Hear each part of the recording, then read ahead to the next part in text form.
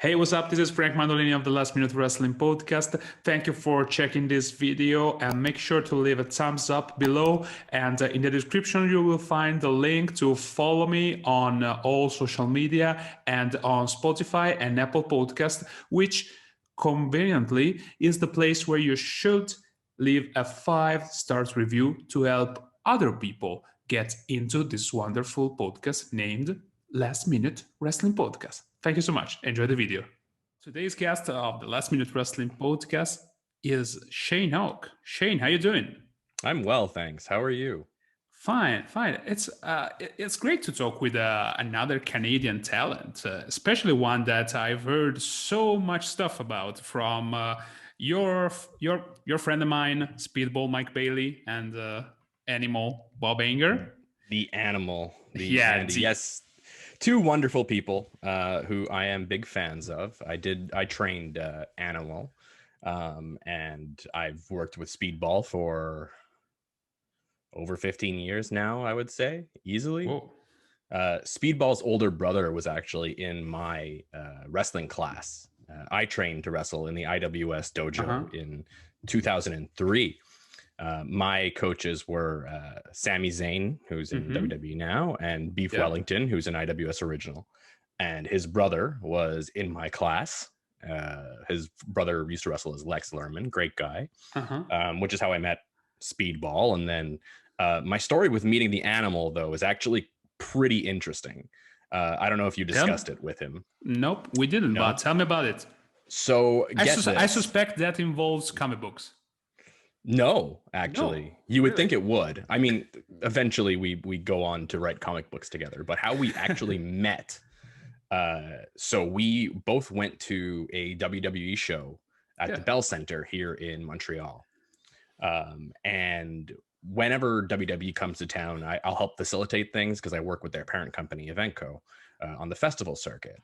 Okay. And believe it or not, Animal, who was already a wrestling fan, who I did not know yet, Animal and I were sitting next to each other. We met because we were sitting next to each other in the entire arena of thousands and thousands of people.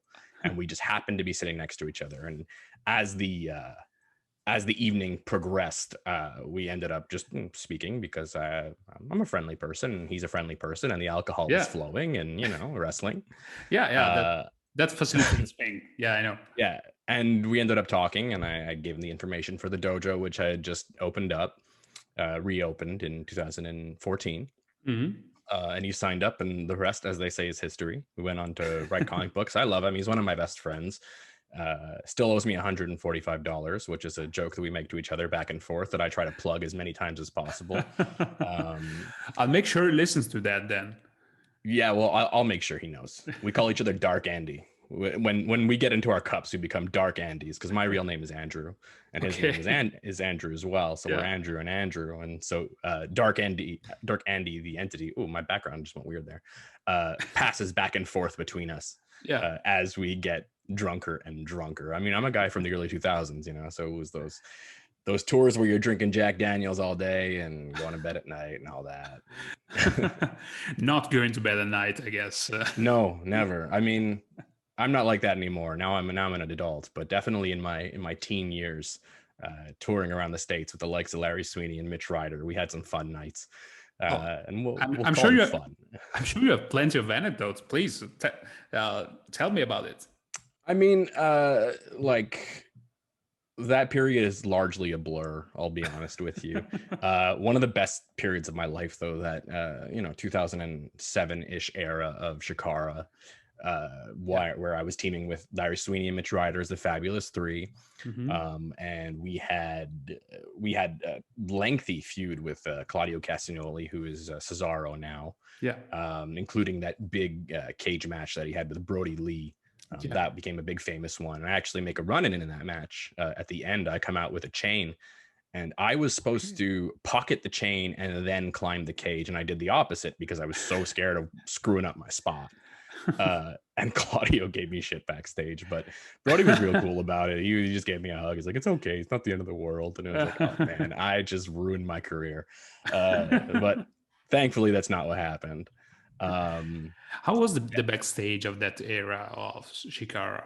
It's so fun. Everybody was so good. You know, like I look around now and I see the amount of people who have made it and who are like my friends on TV who are multimillionaires, which honestly is still mind blowing to me. But Yeah. everybody was just trying to outwork each other, but at the same time support each other.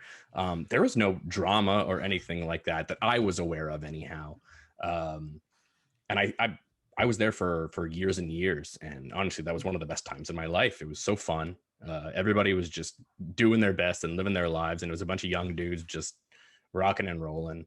And I had some of the best times in my career there, and I learned so much, so many things, that especially from Sweeney and Mitch Ryder about storytelling and promo and character, and Mike Quackenbush as well, who was one of my coaches back in the day there. And it was just I'm truly blessed that I was able to I don't know, ride those coattails, right? I mean, I'm 18 while this is happening. I don't know what I'm doing. Yeah, definitely. But that was your basically your learning experience abroad. Yeah, well, that's it. I mean, you know, you only improve in pro wrestling by working with people who are better than you. I think that's true to life as well. We learn by working with people who are better than you, and I was lucky enough to learn from some of the greatest wrestling minds of my generation. We would do seminars before every show, and everybody was working with each other, and you know, it was the even then, like the people who were there were all so hungry. And now you see them all over TV. You see the Drew Gulaks and the Ricochets and the Ever Rises. Here you can see my shirt. And then, you know, in AEW, you've got Dark Order and Chuck Taylor and Orange Cassidy and all these guys who worked so hard. And I'm just, honestly, it warms my heart to see how well they're all doing now. And I also enjoy that I get to drop anecdotes and name drop them and sound more important than I actually am. So that helps too. I've got definitely a lot of old pictures that I'm saving for those social media likes, those dopamine hits. As soon as they do good things. We all need those. We all need those. Yeah, exactly. Yeah, sorry for a moment. I'll make your name drop again. Other people. So let's do it. Let's drop all the names, baby. Yeah, I've discovered that there is a match on the interwebs of you against Brodie Lee.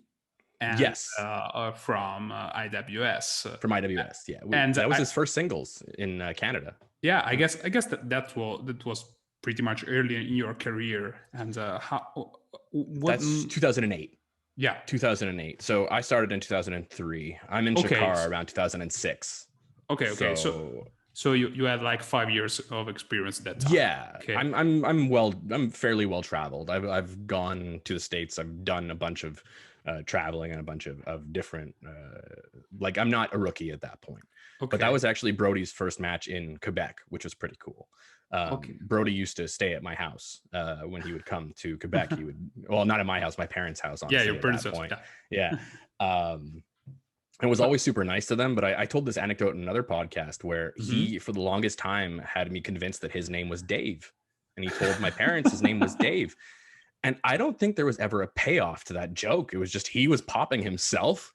And now that I think about it, it's awesome. But like he just called himself Dave. I'm like, yeah, I'm Dave. It's fine, you know. And I was like, oh, okay, cool. And then I found out that was not his name. Like years later, literally, he just worked me with that for years. And like, hats off to keeping that joke going, even for yourself. But that was the kind of relationship we had. It was very, it was lighthearted and fun. But he was like that with everybody. Just a fantastic person.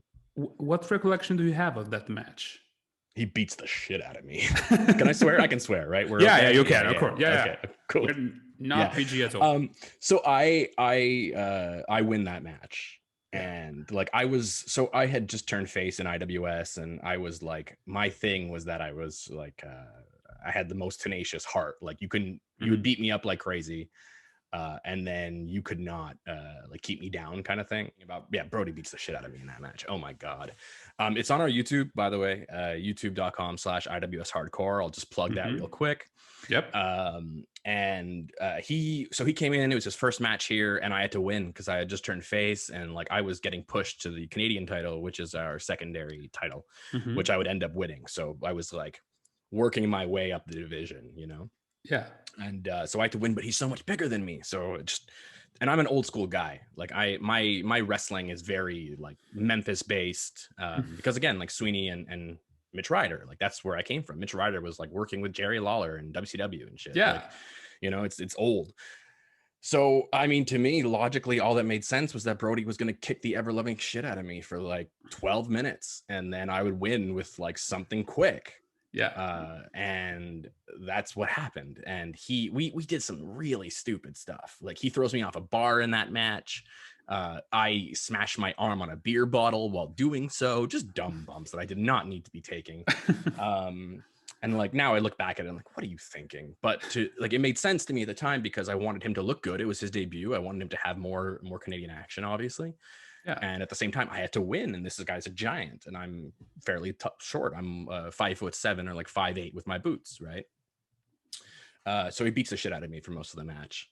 And my like comeback or my heat or whatever is just me like flipping him off and saying, "Come hit me more." And it's just so dumb. Like so it's a good match. I'm proud of the match. I am. But like at the style at the time, right? Like Ring of Honor had just gotten big, and like the strong style stuff was like really popular in North America. So I was getting, I just got my ass kicked like solidly. And then I beat him with like a 3-kick combo. Like so I have a martial arts background. And so I hit him like with a low blow and then kick to the side of the head. And then like a spin kick, and like I hit like a flash combo and then jackknife pin. I sweep his legs out. I roll him up 1, 2, 3. He kicks out right after 3. Yeah.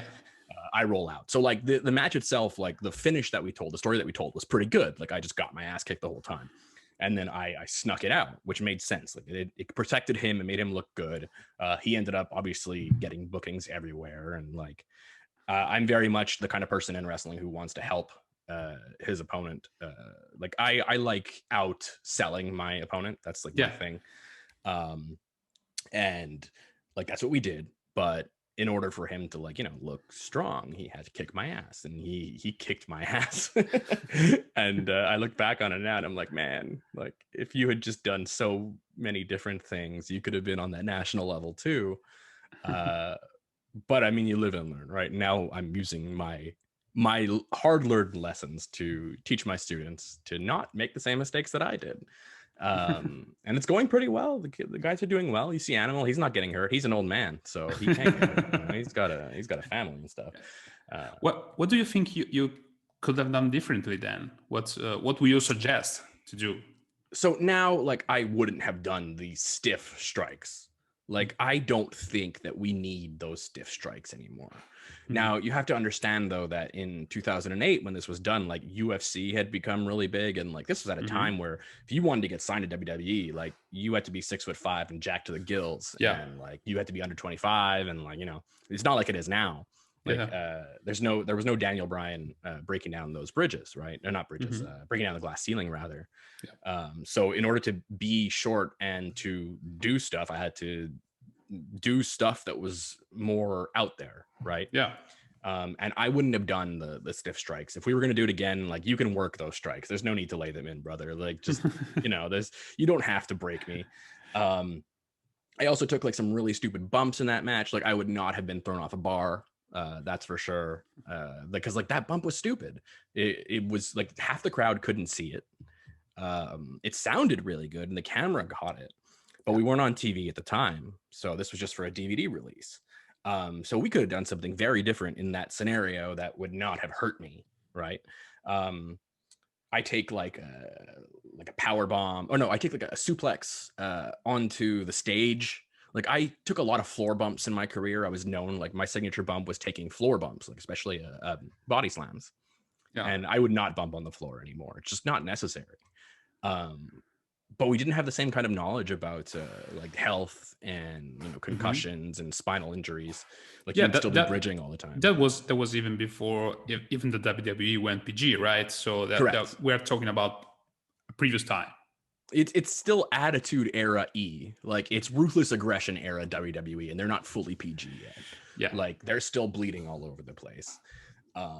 And I was very much influenced by Japanese wrestling as well, and I've done combat sports my entire life. So I was, when you're young, you think you're invincible, which I did, and I had to retire in 2017 due to injury. So, like had I made different choices, things would have taken a different route in my career. But that being said, I'm still happy with all the decisions that I made because it led me to where I am now, and I'm happy with who I am now. And if I had made different decisions, I would not be who I am now. So I don't beat myself up over them anymore, but I do try to prevent my students from making the same mistakes that I did. Whereas like, you don't need to actually punch somebody in the face full force. Like, wrestling is fake. Yeah. You can make it look real and work a hold instead. And this was all stuff that like I know now. But like, when I was 18 and it was like, in 2008, it was super cool, man. Like, I was, like Morishima was all over fucking ROH, and like it was all strong style shit and like head drops and double stomps and like indie fucking. We were like, you would like every third wrestler had Slipknot as their entrance music, and like, it was toxic masculinity shit, and it was Wild West at the time, which is like a lot of people are paying for that now. Is there any wrestler that maybe you learn to appreciate with time because of how safe they work? So I'm sure once I answer this question, you already know who I'm gonna say, who I think the best professional wrestler is in the world, and the answer is Randy Orton. Okay, I think Randy Orton is the best wrestler in the world right now, and I think he's the best professional wrestler in the world. So like, I also I'm a big John Cena guy as well. I think that John Cena I've seen his schedule. Back in the day, somebody had just, I'm not going to say who because it's going to get them in trouble, but they had a cup of coffee with WWE, and they still had the schedule and they had brought it backstage, and like most guys had one appearance a week kind of thing, and John Cena had one every single day. Like, I respect the hell out of the Miz right now. Like, dude is a double Grand Slam champion, TV, games, everything. Like, this man has got it made, and like, he does not get hurt. He is always showing up, and like, I really appreciate that. I think that one of the mistakes that a lot of people will make when they start in wrestling is that they are obsessed with this idea of being tough and proving that wrestling's not fake. And I think that as your career kind of progresses and you learn more and more, I prefer to lean into that fake moniker. I think that there's a big mistake. Like, I think it's a misnomer to consider the word fake an insult. I think it's used as an insult, absolutely. But you don't go to see like the Marvel movies. Like, if you go see Avengers, you're not going to be like, what is this shit? They can't actually teleport. This is bullshit. This is fake. Like, no, it's a story. It's a show, and you suspend your disbelief. Yeah. I believe in leaning into the storytelling medium as opposed to just trying to convince people we're fighting, right? Yeah, that's not to say to be like soft in the ring. I'm not trying to say like I'm just saying that it's an act, and we know it's an act, and we have to act in a certain way to suspend disbelief. But like taking bumps on the floor for no payday, for no like like doing it once a year is so much more valuable than doing it every match. Like, Undertaker gets a bigger pop doing tope over the top rope once a year than like say Sin Cara did doing Gibradas every single night, because he makes it matter. And so I have a lot of respect for the John Cena types, the Randy Orton, the Miz types, who are able to go for so long, still put on pretty entertaining stuff. Like, it's style specific, but they've got it down, and they make real good money, and they have longevity in their careers, and they're going to be set for life. And I think that longevity is very important. Now, that being said, I also have a respect for the people who can go at 50 miles an hour, whatever, like the fastest. Like, Speedball blows my mind, right? Like, Speedball Mike Bailey, who I consider probably the best like cool match wrestler in the world right now. But Speedball also like kicks you for real in practice. Like, he is a different breed of individual, which is great. I really just like, it's the guys who can still tell a story. Like, who I really started appreciating a lot is Mark Henry.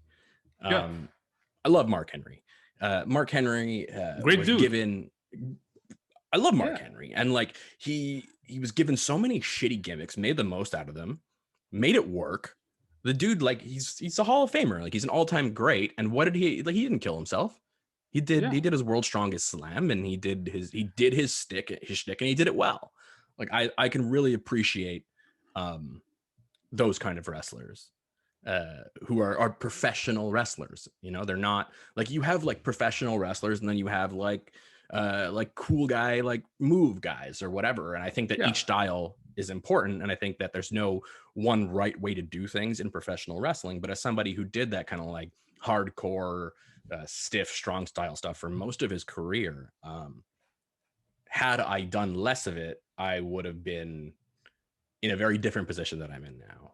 So I think that the more, and especially as a coach now for 5 or 6 years, I think that people who have really good basics and fundamentals, footwork, selling holds properly and cranking a hold properly and working a hold, these are things that are not used as much anymore on the indies, which I try to impart onto my students, because you want to stand out, right? If everybody's doing the same thing and you can do the basics really well, you're going to find a spot everywhere. So that's really like, I think that people who can do the basics very well, like they don't have to reinvent the wheel, right? They know how to put on a headlock and they put it on well, and they can tell a story with it. I go hats off to those people, because that storytelling medium is a dying breed. And I do think that at the IWS dojo in Montreal, I teach quite a bit of that storytelling style, which I think is beneficial for our students right now, because you've got that old Memphis style for me, and then you've got Speedball as the other coach, who's showing you how to have those 5-star classics, which they're all valuable. Every style of wrestling is valuable. It's what works for you. There's no objective art.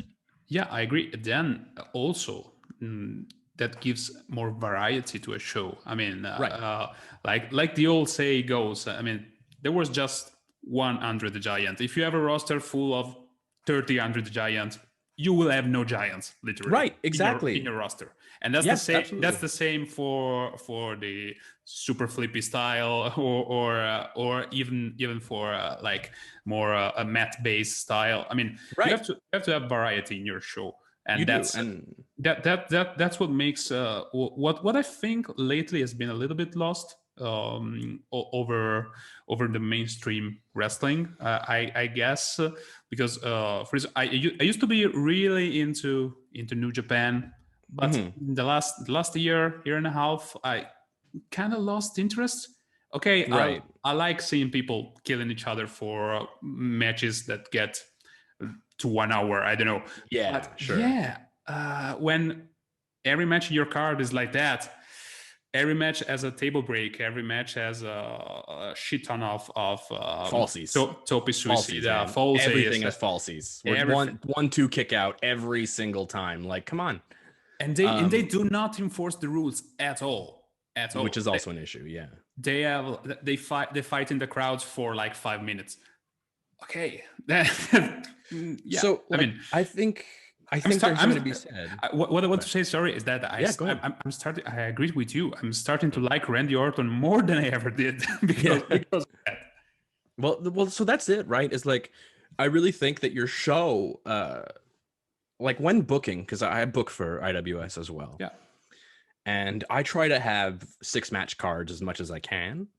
And I want each segment to be fulfilling a different purpose on the show, right? Like I want that 6 to 10 minute opener that's very high paced to like get the energy up. Yeah. And I want to have a tag match in there. And I want to have like maybe 1 6-man tag if possible.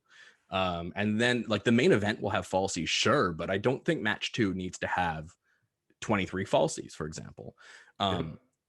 I think we build towards it. And like, I'm really not one of those old school guys who was like, oh, brother, they're slapping the legs now. In my day, you know, we put on the nerve hold and that was it. Like, I'm really not that person. But I think what you said about, you know, variety is important. And I think that if ever the Andre the Giant quote is fantastic, because the more that everything is the same, none of it is special. None of it stands out. And I think that wrestling is a variety show. There's so many different styles and so many different ways to entertain a crowd that we also want to, we like a wrestling match. You might have heard there's an analogy that a wrestling match is like a roller coaster. We take them up to bring them down, to take them up. And I believe that a show needs to be like that as well. Oh yeah, absolutely. From match 1 to match 2 to match 3, et cetera, we have to take the vibe in different directions, or else your audience is going to get exhausted, right? Yeah. There's something to be said about having a comedy wrestler on the show. Like the circus always had clowns. It makes sense. The circus, you go to the circus, you don't like the clowns, you go see the acrobats. You don't like the acrobats? Fine. They're animals. You don't like, and now animal cruelty aside and all that, we take that to wrestling. And then we have our acrobats. We have our storytellers. We have our animals, which are Bob the Animal Anger. There you go. Nailed it. Really drove that back. Perfect. Perfect segue. Yeah, there you go. But I think it's very important to have variety on your show. And I think that one thing that is important for wrestling students in particular is to not be the wrestler that you wanted to be when you were a kid. And I had to learn that the wrong way, or the hard way rather. Or the other way. When I was a kid, I loved Shawn Michaels. I was a huge Shawn Michaels guy. My first wrestling show was actually Survivor Series 97 in Montreal, which was the Screwjob. Okay. I did not know what that meant at the time. I was like 8, I think. Yeah. And my dad had took me and he was like, let's go. We need to leave now. Something is happening. And I was like, okay. Anyway, I didn't understand, but I was a big Shawn Michaels guy, but I do not wrestle like Shawn Michaels. I cannot wrestle like Shawn Michaels. I can build matches similarly to Shawn Michaels, but I can't do a moonsault. I can't do it. I can do an assisted moonsault.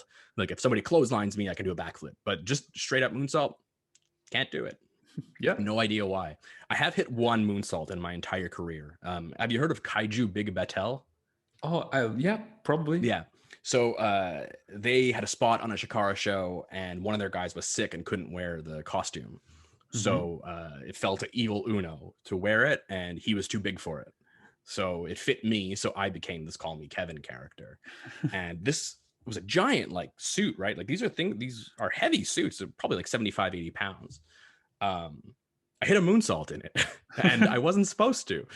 Call Me Kevin had a tail and I was supposed to do a leg drop with the tail in between my legs. Yeah. But it was so awkward in that suit that I could only climb the top rope backwards.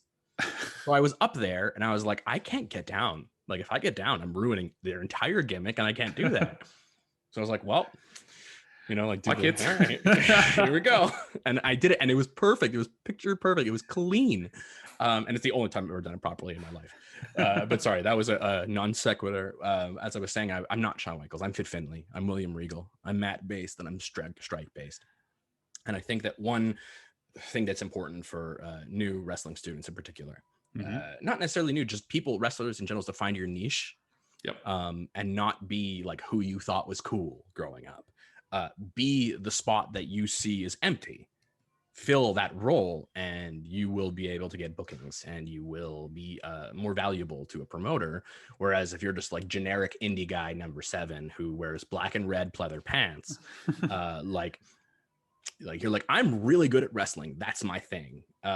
Everybody's good at wrestling at some point, right? Yeah. When you get to a certain level where you're supposed to be good, that's the bare minimum. You need to stand out. Somebody who's doing a great job of that right now is Danhausen with Ring of Honor. Oh, my God, it's amazing. It's so fucking amazing because he's fantastic. Yeah. He invented something that works, and even the biggest critics like the Jim Cornette of the world like Danhausen. Yeah, because he has a niche. Yeah. He found a niche. He carved it out. It's original. Doesn't have to kill himself. Yep. And super nice guy too. Just fantastic human being. I was lucky enough to sit in on one of his character seminars, and one of his rules is just be nice to people, and that resonated with me so hard because I've been trying to do that in my career too. Yeah. But he's just a good person, and it's funny because in wrestling, in my experience, and I've been in wrestling for 18 years now, and in my experience, the people who make it to the big leagues and who make it in wrestling are all super nice people. They're all just nice human beings. And the people who don't make it and stay on the indies or whatever, they're jerks. The people who are mean. Like I think that's my big secret to wrestling is just like work hard and be nice to people, and eventually something will happen. But yeah, Danhausen, the niche that he carved out. Like we've seen a lot of these new indie wrestlers, like Effie has it going on, like Alley Cat, and they've got Dan the Dad. I saw Ethan Page. Yeah. Like I try to keep up with it, and they're carving out niches, and that's what we need, because wrestling is a unique storytelling medium where the audience and the creators are actually making the story happen at the same time. It's like a choose your own adventure novel. If you yell at a screen on, like you're watching a Marvel movie, as I attested to before, you scream clothesline, do a clothesline, and Captain America will not change the script because he's clearly got an ego, brother. That's just the way it is. It's not my spot, man. You're not paying me. But you can do that in professional wrestling. You as an audience member can influence the story. And so the audience and the participants are working together to create this unique narrative. And I don't think there's any other storytelling medium like that. So creating a niche and an experience for your audience is so important. And that's not done through moves. It's done through, it's not the what, it's done through the when and the why and the how. It's done through the psychology of it. And when I say psychology, I don't mean only like the when, why, and how, rather. Okay, caught it. But I one thing that I like to go into with my students is specifically how we influence the brain chemistry of our audiences. So I'll take it even further to like, how can we get dopamine receptors to fire in your brain? How can we make serotonin fire? How can we how can we cause anxiety in our audience through the use of adrenaline and cortisol? And this is what these characters do, these archetypal tropes, and like taking it back to classic storytelling. To the ancient Greeks. That's what we do. And if you can create a niche, you're going to make money. It's such a good time to be in wrestling too. It's so much opportunity everywhere. And I feel lucky enough to be able to have even my limited scope of influence on what's happening now. But I love this shit. I'm going to be around forever. It's just what it is. I mean, you're super nice. So you definitely, you have a chance to be around forever. And speaking on being nice, I've had the chance to speak with a fellow Canadian, Chris Van Fleet, which I'm sure you know who I'm talking about. I've heard. He's like the #1 interviewer on YouTube. And cool. He told me this quote of when he interviewed The Rock. And The Rock said to him, "It's nice to be important, but it's important to be nice." Hell yeah. And that's something that really resonated with me. And you know what? I've had, as you said before, the people who made it, who are on the top, are the nicest people. And I can confirm that. I can confirm that for Chris Van Fleet, for example. I sent him an email inviting him to the podcast. I had an answer within like 3 hours or something like that. Right? Like, and I love it. Like helping dudes. He had literally zero ego and was literally happy to helping a guy from Italy doing that. And in every other chance that I had to interview slightly more famous people, that was the attitude every fucking time. Always. And that's not only, of course, in wrestling, that applies to life as well. That's the secret, my friend. The thing is like I tell people, like, it's not even about altruism. Like, yes, you're being nice because it makes the world better, and yes, we're being nice, like we're being respectful people because, like, but honestly, I do it for selfish reasons as well. When I am nice to people, they are nice to me back, and that makes my life easier. When I am mean to people, they are mean to me back, and that makes my life more difficult. It just, my grandfather, he was a towel boy at the Quebec Forum. So like back in the day with the Andre the Giants and the Eddie Creechmans and all those guys. So he was the guy who they would like flick a nickel to, and then he would like bring them a towel. Like he was a towel boy when he was a younger guy. And he passed away when I was quite young, but he's who I grew up watching wrestling with him. He really imparted that onto me. And I feel lucky enough that one of our TV shows for IWS is the exact same spot that I would watch with him growing up. And that kind of like, that's so fucking nice. It's cool, right? So, yeah. And when he died, the one thing that everybody said about him was that he was the nicest man that they had ever met. Yeah. And I've been trying to live up to that legacy my entire life, because it just good vibes attract good vibes, and like all high tide lifts all boats, right? And absolutely.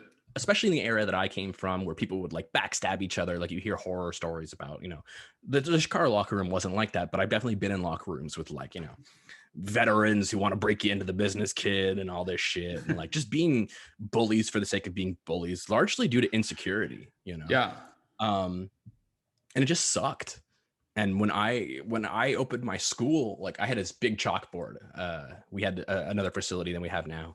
There was this massive chalkboard, which I, like, as a nerd, loved, obviously.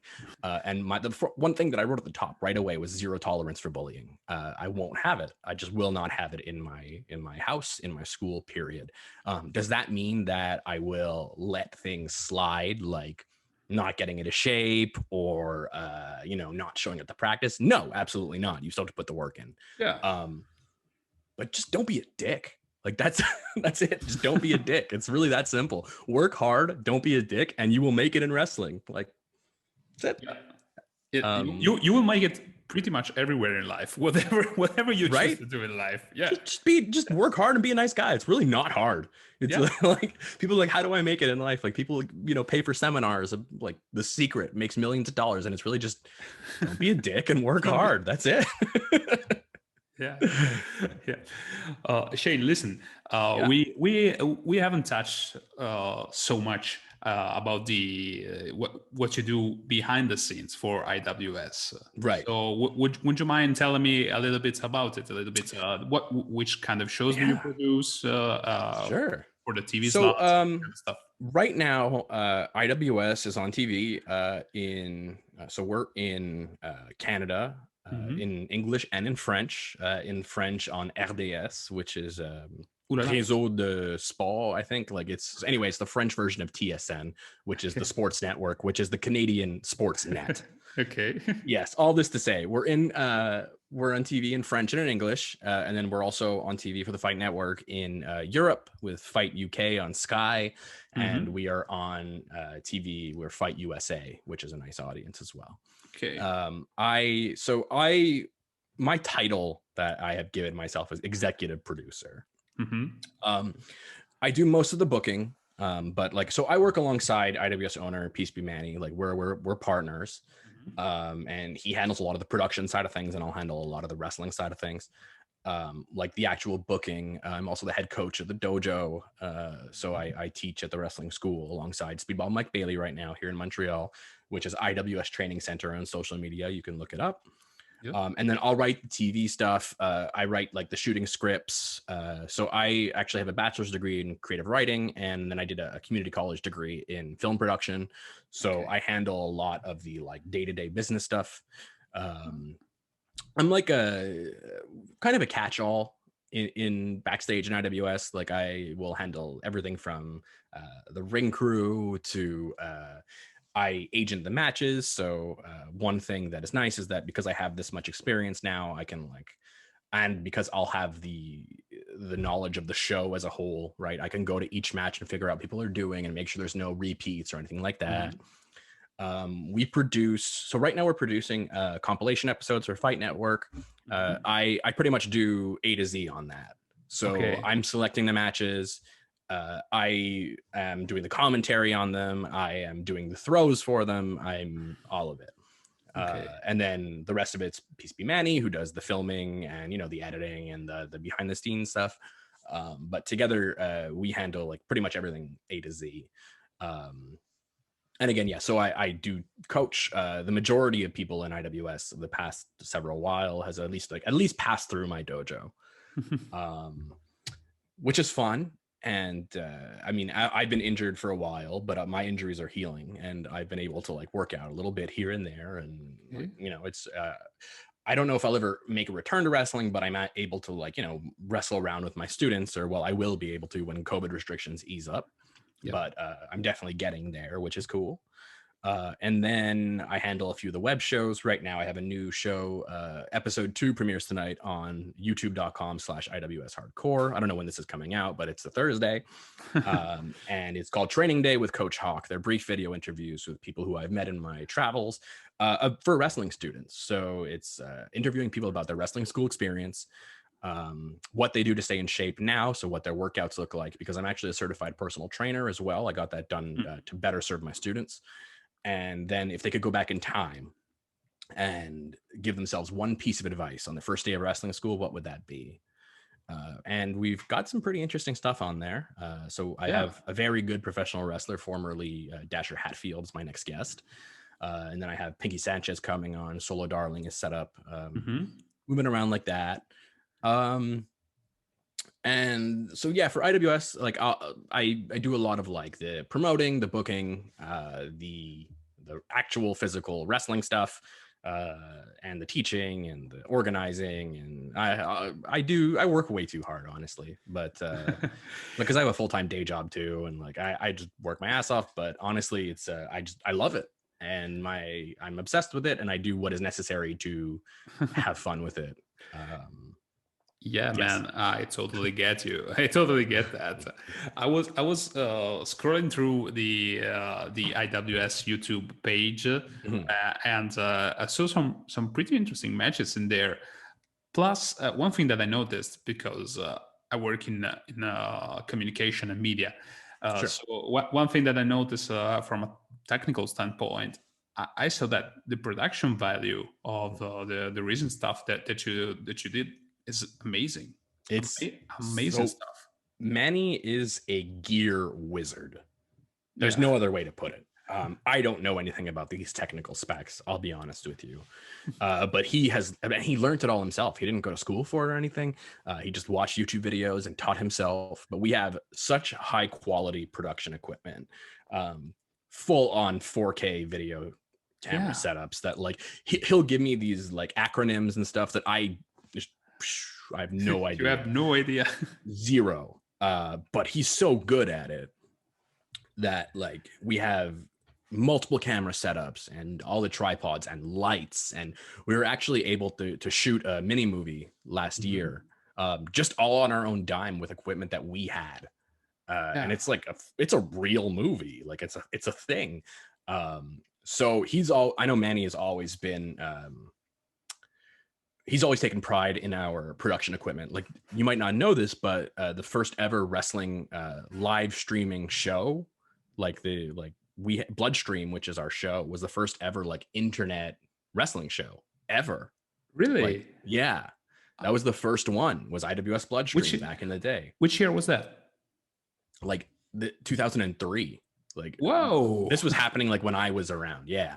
Because IWS was run by this other company that had production equipment. And so like we had a full on like internet TV show, because IWS wasn't always International Wrestling Syndicate. It started off as the Internet Wrestling Syndicate. Yeah. And it was because it was streaming online and nobody else was doing this. Like MySpace wasn't even a thing yet. It was just message boards at that point. But yeah, the microphones and the cameras and the lights and the amount, like his apartment looks like it looks like the backstage at a rock concert. It's super cool. So he had to like learn all that, and I had to learn like all the business side of things, because I'm not a business guy. Like, I'm a wrestler, but like I had to learn how to get like register this with the government and like do all that stuff and like taxes and all that business. But we work really well together, and our strengths like they mesh together really well. So we've got a lot coming out now, and once things open up again, we'll be able to do that. But like all of our TV shows, for example, which are worldwide TV shows, that's all our gear. It's all filmed with our own stuff, which was costing us like $5,000 a show, and then we bought it. Oh yeah. Yeah. What's the next thing that's gonna come out under the IWS banner? So right now we're still working on episodes of Hardcore History, which is our watch along series where we watch classic matches and do picture-in-a-picture commentary over them. Okay. Training Day with Coach Hawke is rocking and rolling, so we're going to be doing more of those. And then we have a few I'm not exactly going to tell you what it is, but when I said mini movie before, that's a big hint. Okay. And we've got some pretty cool stuff lined up in the TV and film realms. We're trying to expand past just like in-ring product, obviously, especially now that we have the gear for it. Yeah. And we're going to be doing some stuff that is not your typical pro wrestling content. And we're going to try to expand a little bit here. And I am very, very excited for it, creatively and professionally. Okay. Have you ever, I don't know, perhaps you've heard about a mini movie, let's call it like that, called You Are Cordially Invited. Has been done by a British actor and director / wrestler called Charles Crowley. He did that for New Year's Eve. I think I saw that on Twitter, but didn't get the chance to watch it. Yeah, no. I had an interview with him, and I don't know if you had the same idea that he had, but since so many people are saying that British wrestling is dead, right? He did this short movie with a GoFundMe campaign talking about this, and cool. That's super fun. You can go check it on YouTube later. Yeah, I think I will do that. I don't know if that was your idea, but no, just it's different. It's definitely different. But well, I can tell you one thing. I'll give you a hint, which actually will not have anything to do with what we're going to be doing. But we do this show at the Heavy Montreal Festival every year called Heavy Mania. Animal was the champion there for a bit, and the second year that we did it, the first year was just a wrestling show, but the second year we did it was a live action Mortal Kombat, where I had given it, and I want to say this predates Lucha Underground. Okay, so I'm saying that. Cool. But I gave everybody gimmicks. I had gear made for them all, and it was very much like a live action comic book. Like there were powers involved. The championship, which I actually have here, was a gauntlet. Can you see it there? Oh yeah. Okay. the Thanos gauntlet. Yes. So it was the general gist of the story was that there was this primordial demon who conquered the world, who was basically Cain from the Bible. Yeah. And then his spoken language was heavy metal music. So whenever somebody like sang metal, played metal, they were indirectly worshiping him, and it was a metal festival. So this year he had been gathering his power, and if he could take back his weapon, the gauntlet, then he could take over the world again. And like this group of fighter monks had got together to stop him, and there were 4 different factions basically, and they all had different color schemes. And it was a 2-day tournament, and it was done with like vignettes. And the tournament had this big like blood sport style like wooden scoreboard where like when somebody would get eliminated, I would like cross their name out in blood. It was very metal, but that's actually where we had, so Speedball Mike Bailey won that tournament. And that was when we really started working like a lot closer together, because like I had given them all gimmicks. There was a graphic novel tie-in to it too. It was like very much a multimedia show. And I want to do more with that. I want to do more embracing the medium of professional wrestling than like portraying other things. So what we're doing for IWS is not fantasy based, but there might be a little bit of science fiction involved. We'll see. Whoa, that's so cool. That's so cool. You got me when you said Mortal Kombat. I mean, I'm right. I'm a son of the 90s. I mean, born in the 80s, but like kid of the 90s. And of course. Mortal Kombat, of course, was my bread. Like I legitimately like took their gimmicks and was like, how can I apply this to pro wrestling? Like Mike Bailey was Liu Kang. Like he wasn't actually Liu Kang, but he was Liu Kang. It was pretty much Liu Kang. Who was Sub-Zero? There was no Sub-Zero. But if you've heard of Bucks Belmar, who's a former IWS champion, he would come out with like paint. Like his gimmick was that he was just like dirty kind of thing, and he would have like face paint. And in my story, his paint was magical and like a drug, and so his paint, he would use his paint on people to freeze them, kind of thing. So it wasn't Sub-Zero, but it was like similar. And then there was 3. So I had like the minions of the evil demon there. Oh, my face keeps disappearing. What's going on here? Anyway, too much sunlight. Yeah, man, as a ginger, like it's enough. Is it always so lighty in Canada? Like... No, but not even. But I'm on the top floor of my building. And okay, like, so yeah, that the makes sun sense. is kicking out after winter right now. Like we just had the fall seas there. Yeah, these there were 3 demons though who were like Scorpion over and over again. But they had been like plucked out of time by the Shang Tsung character to fight at the tournament, and if they won, they would go back and be able to like take revenge on how they would die or whatever. And none of them won, obviously. Yeah. But there was like full on like demonology involved. Still to this day, it's one of my proudest creations, which I think with more budget could have done a lot better. Let's see what you're gonna do with the sci-fi. There might be sci-fi. There might be other things. There might be fantasy. There might be intrigue. You never know. But let's just say that it's not. It's genre bending. We'll put that there. Okay, perfect. Yeah. Shayne, I've had literally a blast talking with you, and the best part is that I think there's still so much to talk that we should do a part 2 sometimes down the line. I'm into it, man. I had a really good time too. Thank you very much for having me on. I obviously love to hear myself speak, so I have lots more to say, I assure you. But let me get some plugs in real quick before we of course. I was about to ask you. Excellent. So at Superstar Hawke on social media, Hawke has an E at the end. In 2003, I did not realize how many people would spell that wrong, but now we're going ahead. So Superstar Hawke on social media. Please check us out on YouTube, youtube.com/IWS Hardcore, and at IWS Hardcore on Twitter, Instagram. I'm Superstar Hawke on every platform. So Instagram, Twitter, Snapchat, even like all this stuff. It's just always Superstar Hawke because it's just easier for me. Yeah. Yeah, that's really all I've got for you in terms of plugs. Yeah, man. Watch us on TV. We're on the Fight Network. You can get it pretty much everywhere. All over the world. Even in Europe. Like we're doing well in the UK, which is pretty cool because like I've only been to the UK twice in my life. So I'd like to go back someday. But yeah, IWS Hardcore, International Wrestling Syndicate. We're on the Facebooks, we're on the Twitters.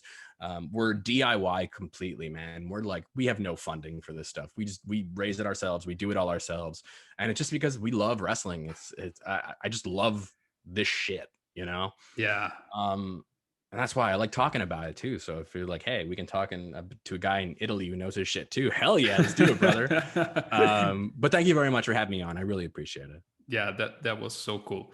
Thank you so much. And really, we should do a part 2 to talk about many topics like comic books or stuff. I think you have a thing or two to say about it as well. I have a thing or two to say about it. Yes, I do. I've definitely been involved in comics for some time now, and just storytelling in general, comics, movies, all that stuff, like all that. Like I'm a huge nerd, man. So I just love talking about it forever.